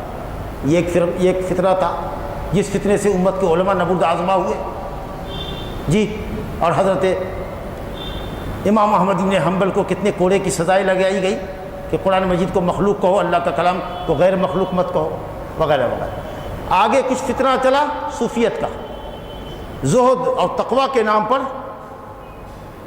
جو عابدوں اور زاہدوں کا ٹولہ پیدا ہوا، موٹا جھوٹا لباس پہنتا تھا، اس نے اپنے آپ کو کہا کہ ہم صوفی ہیں، یا لوگوں نے ان کو صوفی کہا۔ آگے آگے چل کر کے اس میں بھی بدعات خوب آئی، شریعت ہٹاؤ کا۔ شریعت کا 2 معنی ہے، ایک ظاہر معنی ہے، ایک پوشیدہ معنی ہے۔ ظاہری معنی یہ مولوی لوگ جانتا ہے، اس میں جو پوشیدہ معنی ہے وہ ہم جانتے ہیں۔ جیسے مثال دیں آپ کو، کہا ان اللہ یامرکم ان تذبحوا بقرہ، اللہ کہتا ہے حضرت موسیٰ علیہ السلام کے واقعات میں کہ گائے ذبح کرو اور اس کے گوشت سے مردے کو مارو تو مردہ زندہ ہو جائے گا، اپنے قاتل کا پتہ بتا دے گا۔ انہوں نے کہا گائے ذبح کرنے سے مراد ہے عائشہ کو ذبح کرو، ان اللہ یامرکم ان تذبحوا بقرہ یعنی عائشہ کو ذبح کرو۔ یہ باطنی معنی، یہ کون معنی بتاتا ہے؟ شیطان۔ باطنیہ فرقہ شیعوں کا فرقہ ہے اور صوفیوں کا بھی فرقہ ہے۔ بڑی بدعت آئی، کہا کہ گوشت نہیں کھائیں گے، بیوی نہیں کریں گے، ہاں گوشت نہیں کھائیں گے، موٹا جھوٹا لباس پہنیں گے. جی نبی صلی اللہ علیہ وسلم کہتے ہیں ہم شادی بھی کیا، ہم گوشت بھی کھاتے ہیں. آئی کہتا ہے کہ نہیں گوشت نہیں کھائیں گے، بیوی سے شادی نہیں کریں، عورت نہیں کریں گے. انہوں نے کیسی گمراہی صوفیوں نے پیش کی آگے چل کر کے، کہا وحدت الوجود کا عقیدہ پیدا کیا، کہا کہ کائنات میں ایک ہی وجود ہے اللہ کا، وہی تمہاری شکل میں ہماری شکل میں، یہاں تک کہ کتا بندر جو ہے وہ بھی اللہ ہی ہے، جو مختلف صورتوں میں ایک ہی وجود ہے وہ اللہ ہے. ان کا عقیدہ ہے کہ انسان بزرگی کرتے کرتے کرتے آگے اتنا بڑھ جاتا ہے کہ اللہ پاک اس کے اندر داخل ہو جاتا ہے، حلول کر جاتا ہے. ٹھیک ہے، پھر وہ انا الحق انا الحق انا الحق کہتا ہے، میں اللہ ہوں میں اللہ ہوں میں اللہ ہوں. اب شریعت کی پابندی ان سے اٹھا لی جاتی ہے. اتنے بڑے مکار ہوتے ہیں یہ صوفیاء. حلاج تھا دنیا، جی اتنا بڑا ملحد اور مشرک تھا کہ مت پوچھو. اس کو صوفیوں کا بڑا امام مانا جاتا ہے. یہ تصوف کے نام پر اور عبادت اور زہد و تقویٰ کا ڈھونگ رچا کر کے لوگوں کی اپنی بندگی کراتا تھا، اور اتنا اس کے عقیدت مند اس سے متاثر تھے اور اس کو اتنا بابرکت سمجھتے تھے کہ اس کے پیشاب سے اپنا منہ دھوتے تھے، اور حلاج کا پیخانہ برتن میں رکھتے تھے اور اس کو سونگھتے تھے جیسے خوشبو سونگھ رہے. یہ ہے صوفیہ. کہتے ہیں ہم سے اسلامی تعلیمات اور تکلیف شرعی پابندیاں ختم، انا الحق کہتے ہیں، پاگل ہو جاتے ہیں، ناچتے ہیں، ڈانس کرتے ہیں، کہتے ہیں یہی تقویٰ ہے، یہی عبادت ہے. کتنا بڑا فتنہ ہے یہ صوفیوں کا. اس طریقے سے فتنے بڑھتے چلے گئے، اور آگے فتنہ بڑھا تو حزبیت کا فرقہ فتنہ آیا، یہ فلاں مذہب کا ہے، یہ فلاں مسلک کا ہے، یہ فلاں مسلک کا ہے، یہ فلاں مسلک کا ہے. دھینگا مشتی ہو رہی ہے. ہم کہتے ہیں آؤ قرآن حدیث کی طرف، یہ کہے گا نہ آؤ ہماری فقہ کی طرف. جبکہ تمام ائمہ دین نے یہ کہا کہ اللہ کی بات اور نبی کی بات کے سامنے میری بات کو در و دیوار پر مانو. تمام ائمہ نے کہا، لیکن مدعی سست گواہ چست. ہاں یہ کہتے ہیں نا ان سے زیادہ تم قرآن حدیث سمجھتے ہو، جیسے لگتا ہے کہ وہ امام اور عالم نہ ہو، رسول ہو، نبی. نعوذ باللہ. اتنے بڑے مسائل پیدا ہو. ہم سمجھتے ہیں کہ 1 گھنٹہ ہو گیا، لیکن موضوع اتنا اہم انہوں نے ڈالا ہے کہ اب موضوع کو ہم چھوڑنا بھی نہیں چاہتے ہیں، اور اندازہ یہ ہے کہ آپ لوگ بھی انشاءاللہ اٹھنا نہیں چاہتے، تو ہم تھوڑا ٹائم آپ کا اور لیں گے. اب 2 پوائنٹ رہ گیا ہے ہمارے سامنے گفتگو کا کہ آدمی فتنوں میں پڑتا کیوں ہے اور فتنوں سے بچنے کی صورت کیا ہے. یہ بالکل اب ہم کلائمیٹ پر آ گئے. موضوع کا جو کلائمیٹ ہے، کلائمیٹ جس کو کہتے ہیں، اس کلائمیٹ پر ہے. فتنے میں کیوں پڑتا ہے انسان، یہ ایک اہم سوال ہے. فتنے میں پڑنے کی بنیادی وجہ یہ ہے کہ اعدائے اسلام ایکٹیو ہیں. یہود و نصارہ ایکٹیو ہیں، شیعہ ایکٹیو ہیں، خوارج ایکٹیو ہیں، قبر پرست ایکٹیو ہیں. کس کے خلاف؟ اہل اسلام کے خلاف، اسلام اور اہل اسلام کے خلاف. یہودیوں نے ٹھان رکھا، قرآن نے کہا ان کی دشمنی کو، وَلَن تَرْضَىٰ عَنْكَ الْيَهُودُ وَلَا النَّصَارَىٰ حَتَّىٰ تَتَّبِعَ مِلَّتَهُمْ. یہود و نصارہ آپ مسلمانوں سے اس وقت تک خوش نہیں ہوں گے جب تک کہ آپ اپنا دین چھوڑ کے ان کا دین اختیار نہ کیجیے.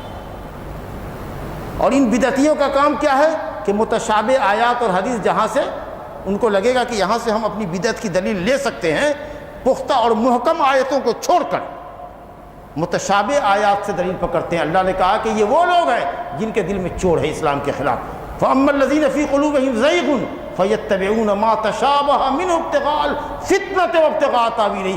یہ بدعتی معاشرے میں فتنہ جگانا چاہتے ہیں، اس لیے یہ متشابہ سے دلیل پکڑتے ہیں اور محکم آیات جس کا ایک ہی معنی ایک مطلب ہے اس کو چھوڑ دیتے ہیں. تو یہ اہل بدعت ہوئے، یہ یہود و نصارہ ہے، یہ ایکٹیو ہے. دعاتن علی ابواب جہنم. دوسری وجہ کیا ہے فتنے میں پڑنے کی؟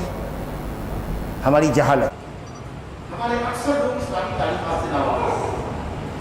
کتنے لوگ ہیں جن کو خوارج کے روافض، شیعہ اور صوفیوں کے عقائد معلوم ہوتے ہیں؟ بظاہر دیکھ دیا لمبی داڑھی رکھے ہوا، لمبا کرتا رکھے ہوا ہے، اس کی عقیدے کا مسئلہ ایک دن میں آیا، لیکن اچھے دار تقریر کر دیا، پورا محلہ اس کے پیچھے نہیں ہونا. اور ٹھوس کو سب سے زیادہ مشکل آدمی ہے کہ پڑھے لوگ اس کے پیچھے ہو گئے. جس نے جس طرف پکارا اس کے پکار کو پیچھے نہ پیر کیا بھاگے کسی گھنٹے کا نہیں جمع ہو گئے. اگر علم ہوتا قرآن و سنت کا تو آپ پڑھتے سمجھتے. اس کے پاس میں نہیں اندھا ہے جاہل ہے وہ کس قرآن پر کس سنت قرآن پڑھے گا اور کیسے سمجھے گا کہ کون عقیدہ صحیح ہے کون عقیدہ غلط ہے. تو ہمارے یہاں جہالت بھی بہت ہے. بڑی بڑی ڈگریاں دی ہیں سائنس کا اسٹوڈنٹ ہے جغرافیہ میں مہارت کیا ہے پی ایچ ڈی ہے لیکن قرآن تعلیمہ سے ناواقف ہے. وہ سمجھتا ہے کہ اس کے لیے ملا بن گئی اس کے لیے ملا. ہم تو انٹلیکچوئل لوگ ہیں ان کے لیے قرآن حدیث نہیں آیا. یہ جہالت ہے. تیسری بات کیا ہے جو ہمارے نفس کو پسند آتا ہے. چوتھی بات یہ ہوتی ہے کہ وہ پڑھتے ہیں فتنے کے اندر جب مبالغہ ہو تشدد جس کو غلو کہتے ہیں. غلو کسی بھی معاملے میں رات بھر عبادت کریں گے سوئیں گے نہیں بیوی نہیں کریں گے. یہ جو غلو پسندی ہے آپ نے کہا حلق المتنطعون حلق المتنطعون حلق المتنطعون. تنطع کرنے والے مبالغہ کرنے والے غلو کرنے والے ہلاک ہو گئے. تو یہ زہد و تقویٰ کے نام پر جو غلو ہوتا ہے اس کی وجہ سے امت گمراہ ہوتی ہے.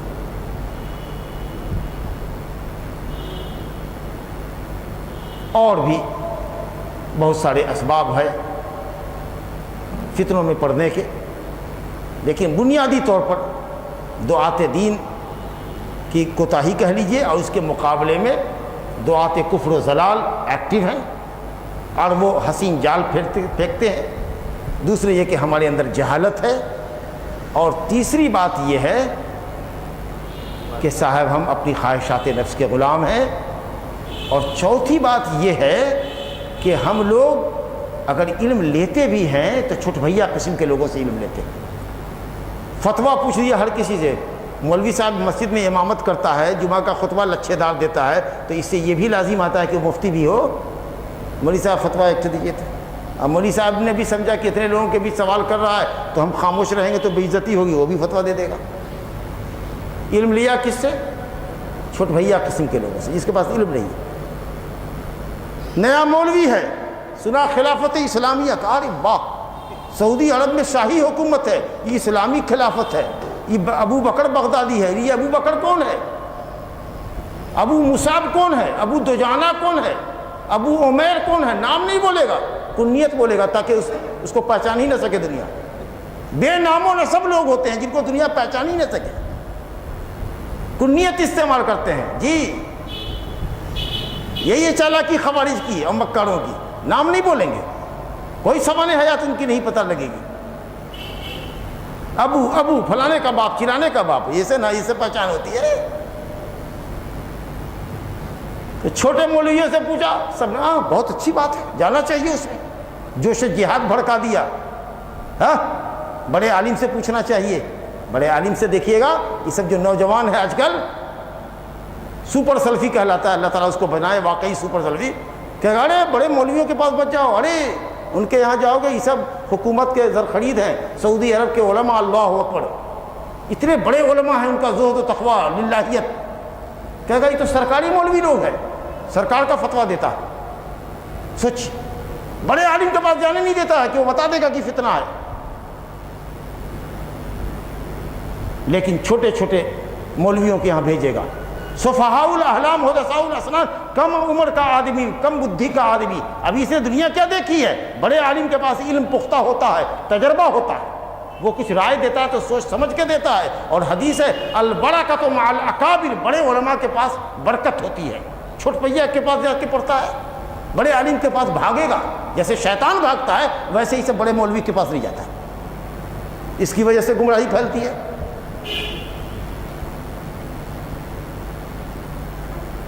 اور بھی ذرائع ہو سکتے ہیں. بچنے کی کیا تدبیر ہوگی؟ اب اس پوائنٹ پر آ کر کے بات ختم کر دیتے ہیں. سب سے بڑی چیز یہ ہے کہ اللہ کی کتاب اور نبی کی سنت کو صحابہ کرام کے طریقے پر مضبوطی سے تھامو. اسی میں نجات ہے.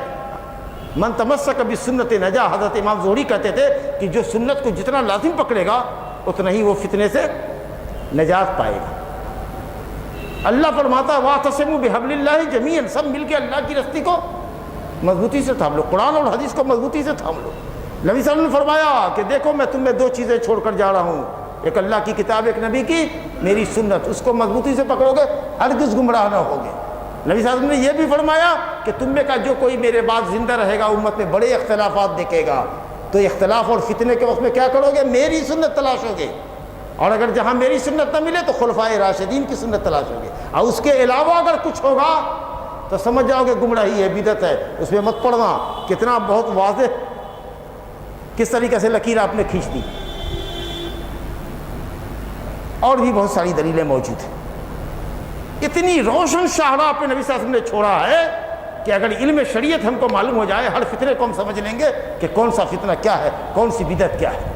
اللہ کی سیدھی راہ بالکل واضح ہے، آپ نے ایک سیدھی لکیر کھینچی، عبداللہ بن مسعود کی روایت ہے، اور کہا یہ سبیل اللہ ہے، وَأَنَّ هَذَا صِرَاطِي مُسْتَقِيمًا کی تفسیر فرمایا، اور دائیں بائیں شیطانی راستے ہیں، آڑے ترچھے راستے ہیں، اس پر شیطان بیٹھا ہوا ہے۔ تو اللہ کی کتاب اور نبی کی سنت کو پکڑنا ہے مضبوطی سے۔ صحابہ کرام نے کیسے اس آیت کا معنی مفہوم سمجھا، یہ ہے منہج سلف کا منہج، اس کو مضبوطی سے تھامنا ہے۔ دوسری چیز کیا کرنی ہے کہ علم لینا ہے تو علماء سے علم لینا ہے، جو راسخ فی العلم ہے ان سے علم لینا ہے، اور کوئی بات اگر سامنے آتی ہے، کوئی فتنہ سامنے آتا ہے، کوئی نئی چیز سامنے آتی ہے، تو عالموں کی طرف جاتے ہیں کہ مولانا اس میں آپ کیا کہتے ہیں۔ وَإِذَا جَاءَهُمْ أَمْرٌ مِّنَ الْأَمْنِ أَوِ الْخَوْفِ أَذَاعُوا بِهِ وَلَوْ رَدُّوهُ إِلَى الرَّسُولِ وَإِلَىٰ أُولِي الْأَمْرِ مِنْهُمْ لَعَلِمَهُ الَّذِينَ يَسْتَنبِطُونَهُ مِنْهُمْ۔ امن کی بات آئی کہ خوف کی بات آئی، لے اڑے، اگر تحقیق کے لے اڑے، ارے اگر رسول کی طرف پھیلاتے یا رسول کی سنت، اب رسول تو ہے نہیں، رسول کی سنت کی طرف اور علماء راسخین کی طرف جو پختہ علم ہے، اتھینٹک علم جن کے پاس ہے، جو اتھارٹی ہے قرآن و سنت کے اندر، اگر ان کی طرف پھیلاتے تب وہ قرآن حدیث کی دلیلوں کی روشنی میں تم کو بتاتے کہ کیا صحیح ہے کیا غلط ہے۔ دو بات ہوئی، تو علماء سے کیا علم لینا، علم علماء راسخین فی العلم سے علم لینا۔ اور تیسری چیز کیا ہے کہ جہاں اسلامی حکومت ہے، اسلامی حکومت کے جھنڈے تلے جمع ہونا ہے، اب مسلمانوں کی جماعت کو لازم پکڑنا ہے۔ یہ بھی ایک بڑا فتنہ ہے، کیا بولے آپ کو، بڑا فتنہ ہے۔ جماعت ایک تھی، ہماری جماعت ایک تھی، دراڑ پڑ گئی مصلحت کے لیے، اپنی اپنی مصلحت کے لیے لوگ جماعتیں الگ کر رہے ہیں، دراڑیں ڈال رہے ہیں، منصب کی لالچ ہے، پیسے کی لالچ ہے، جی جماعت کے پورٹ فولیو تلے لوگ اپنی دنیا بنا رہے ہیں۔ ایک آواز تھی اگر اس شہر کے اندر، مثال کے طور پر شہر کلکتے میں جماعت اہل حدیث کی شہری جمعیت کی ایک آواز تھی، تو اب ایک کے بجائے دو آواز ہوگی۔ اب اگر ادھر کا کوئی پٹے گا تو ادھر والا خوش ہوگا، ادھر والا پٹے گا تو شاید ادھر والا بھی خوش ہوگا۔ مسئلہ کہ ایک منہج ایک، ساری چیز ایک، لیکن یہ کیا ہے کہ جو حق پر ہیں، جو امانتداری کے ساتھ فریضہ انجام دے رہے ہیں دعوت کا اور جماعت کی جو خدمت کر رہے ہیں، ان کا بھرپور تعاون ہونا چاہیے، یہ ہم پر لازم ہے کہ ایسے لوگوں کا ہم ساتھ دیں اور سمجھیں کہ کون مکار قسم کے لوگ ہیں اور جماعت میں دراڑ ڈالنا چاہتے ہیں۔ اور چوتھی بات آپ کو بتائے فتنے سے بچیں، اللہ کا تقوی اختیار کیجیے، اللہ کا تقوی اختیار کیجیے، اوامر کو بجا لائیے اور منہیات سے اجتناب کیجیے، کیونکہ اللہ فرماتا ہے وَمَن يَتَّقِ اللَّهَ يَجْعَل لَّهُ مَخْرَجًا، جو اللہ کا تقوی اختیار کرے گا اللہ تعالیٰ ہر فتنے سے، ہر پریشانی سے اس کو نکال لے گا۔ وَمَن يَتَّقِ اللَّهَ يَجْعَل لَّهُ مِنْ أَمْرِهِ يُسْرًا، جو اللہ کا تقوی اختیار کرے گا اللہ اس کے تمام معاملات کو آسان کر دے گا۔ ان تتقوا اللہ یجعل لکم فرقانا ویکفر عنکم سیئاتکم، اگر اللہ کا تقوی اختیار کرو گے تو اللہ ایسی تمیز عطا فرمائے گا کہ تم حق اور باطل کے درمیان تمیز کر سکو گے۔ اللہ کے تقوی کی تو بہت ساری صورتیں ہیں، لیکن اس میں سر فہرست سے نمازوں کا اہتمام کرو، سنن اور نوافل کا اہتمام کرو۔ نبی صلی اللہ علیہ وسلم کو جب بھی کوئی پریشانی لاحق ہوتی تو فوراً آپ نماز کے لیے مائل ہوتے۔ نماز کا اسلام میں کیا مقام ہے یہ آپ جانتے ہیں، اس موضوع پر کوئی زیادہ لب کشائی نہیں کریں گے کیونکہ وقت اب محاضرے کا زیادہ ہو رہا ہے۔ نمازوں کی پابندی کیجیے، تلاوت کی، قرآن مجید کی تلاوت کیجیے، ذکر و اذکار کیجیے، اور دوسری چیز فتنوں کے زمانے میں صبر کیجیے، فتنوں پر صبر کیجیے۔ صبر کی تو یوں بھی بڑی فضیلت ہے، ان اللہ مع الصابرین، اور علماء نے کہا کہ صبر اسلام کے اندر ایسی حیثیت رکھتا ہے جیسے جسم کے لیے سر کی حیثیت۔ صبر کیجیے، ان اللہ مع الصابرین، صبر کیجیے۔ اور کیا تقوی ہے؟ جلد بازی مت کیجیے، سوچئے سمجھیے یہ کیا چیز ہے، یہ کیا فکر ہے، یہ کون لوگ ہیں، کہاں سے ہیں، کہاں پڑھا ہے انہوں نے، ان کے استاد کون ہیں، کہاں سے آئے ہیں ہمارے شہر میں، یہ جو تنظیم آئی ہے یہ کہاں کی ہے، ان کے عقائد و نظریات کیا ہیں، کہاں سے یہ لوگ بیلونگ کرتے ہیں۔ اسٹڈی کیجیے، تأنی، غور و فکر کیجیے، جلد بازی مت کیجیے بیوقوفوں کی طرح سے، معاملے کو سمجھیے، فتنے سے بہت بچیے گا۔ اور کیا کیجیے، زبان کو لگام دیجیے۔ نبی صلی اللہ علیہ وسلم نے فرمایا زبان کو کف علیک لسانک، اپنی زبان کو روکو۔ بہت سا انسان ایسی بات بے سوچے سمجھے بول دیتا ہے کہ وہ جہنم میں گرتا رہتا ہے اتنی گہرائی میں جیسے مشرق و مغرب کے درمیان ہے۔ حضرت معاذ بن جبل کی روایت ہے کہ لوگ جہنم میں منہ کے بل ناک کے بل گھسیٹ کر داخل کیے جائیں گے اپنی زبان کی بری کاشت کی وجہ سے، اور جب یہ زبان فتنوں کے زمانے میں استعمال ہو تو قسم اللہ کی تلوار جتنا کام نہیں کرتی ہے اتنا کام یہ زبان کرتی ہے۔ اگر یہ مولویوں کی زبان نہیں ہوتی، گمراہ لوگوں کی زبان نہیں ہوتی، گمراہ مولویوں کی زبان نہیں ہوتی تو اتنے سارے لوگ دنیا کے دوسرے خطوں سے داعش میں جا کر شامل نہیں ہوتے۔ لڑاکے تو چند تھے لیکن ان کے پرچارک بہت تھے ساری دنیا کے اندر۔ ایسے لوگوں کو کہا جاتا ہے خوارج، بیٹھنے والے کے گھر میں بیٹھ کر کے امت کے پیٹھ میں ایسا چھڑا گھونپتے ہیں کہ پتہ نہیں چلتا، زبان سے یہاں سے ان کا پرچار کر رہے ہیں۔ جس کو دیکھیے بڑی بڑی باتیں ہانک رہا ہے، مفتی اعظم پر، سعودی عرب کے مفتی اعظم پر کیچڑ اچھال رہا ہے، بڑے بڑے علامہ کے اوپر کفر کا فتویٰ داغ رہا ہے، کہتا ہے اسے دنیا دار مولوی ہے، یہ بڑا دیندار ہے جو یہاں سے بیٹھ کر کے جس نے کچھ سمجھا ہی نہیں ہے کہ کیا معاملہ ہے۔ ایک دن حوالے کر دو ان کو، دوسرے ہی دن بھاگے گا باپ باپ کر کے کہ باپ کہاں پھنس گئے۔ ہاں، مفتی صاحب نے بتایا کہ جن مولویوں نے لوگوں کو گمراہ کیا، ان کے بچوں کو بھیج دیا، جب ان کا بچہ خود ان کے تبلیغ سے چلا گیا تو آئے حکومت کے پاس، ہم سے سفارش کروایا کہ حکومت کو کہیے کہ اپنے طریقے سے ہمارے بچے کو اس گروپ سے نکلوا لے، اور ہم نے کوشش کیا ان کے بچے کو نکلوا دیا۔ ویسے ہی قوم کے بچوں کو بھی تو سمجھنا چاہیے کہ جن کے بچوں کو آپ پھنسا رہے ہیں جوش دلا کے، اگر اپنا بیٹا چلا جائے گا تب کیا حال ہوگا؟ اس وقت اسلامی خلافت نہیں رہتی ہے، اور دوسرے کے بچوں کو مروانے یا کٹوانے میں بہت تیز رہتے ہیں آپ۔ سوچیے، آپ جس کو دیکھیے گز بھر کی زبان استعمال کر رہا ہے، علماء پر کیچڑ اچھالتا ہے۔ ارے علماء کے گوشت زہر آلود ہے، زہر آلود، کیوں اپنی عاقبت خراب کرتے ہو؟ بغیر سوچے سمجھے علماء پر کیچڑ اچھالتے ہیں۔ ہاں، ہم کو پہچانے ہوئے ہو، ہم کو تجربہ کیے ہوئے ہو تو ہم کو جتنا کنڈم کرنا ہے کرو، لیکن جن سے ملاقات نہیں، جن کے علم اور زہد و تقویٰ کو تم نے جانا نہیں، یہاں سے بیٹھے بیٹھے کیوں لمبی زبان استعمال کرتے ہو؟ تو زبان کا استعمال غلط نہیں ہونا چاہیے، تأنی کرنا چاہیے، جلد بازی نہیں کرنا چاہیے، اور فتنے کے زمانے میں اہل سنت والجماعت، اہل الحدیث کے خیمے میں آنا چاہیے۔ اہل سنت والجماعت، کیونکہ نبی صلی اللہ علیہ وسلم فرمایا امت 73 فرقوں میں بٹے گی، 72 جہنمی ہوں گے، ایک فرقہ جنتی ہوگا، وہ جو میرے اور میرے صحابہ کے طریقے پر ہوگا۔ تو اہل حدیث کے طریقے پر آؤ، اس کے علاوہ جو گروپ ہے اس گروپ میں شامل مت ہو، اور اللہ تعالیٰ سے کثرت سے پناہ چاہو۔